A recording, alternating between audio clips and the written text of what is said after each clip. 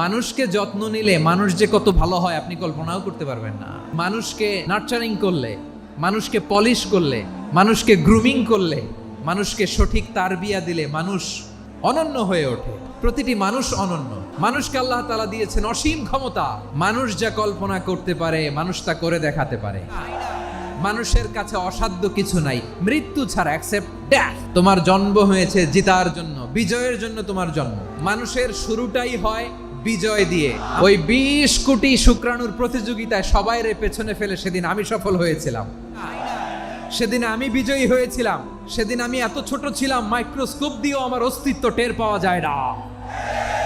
ওই কম্পিটিশনে যখন আমারে কেউ হারাতে পারে নাই, আল্লাহর জমিনেও আমারে কেউ হারাতে পারে না।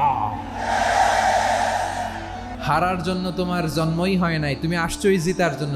একটা কথা জীবনের সাথে সেট করে নিতে হবে, আমি জিতি নয় শিখি, আমি কখনো হারি না। মা বাবা যারা এসেছেন আপনার ছেলে মেয়ের যত্ন নেন। আপনার ছেলের মধ্যে যে কি পটেনশিয়াল আপনি জানেন না।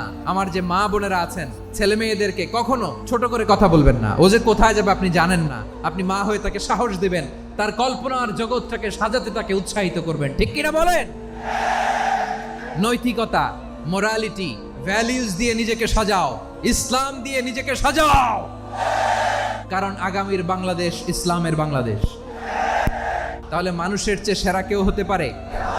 মানুষের চেয়ে অনন্য কেউ হতে পারে? মানুষকে কেউ হারাতে পারে?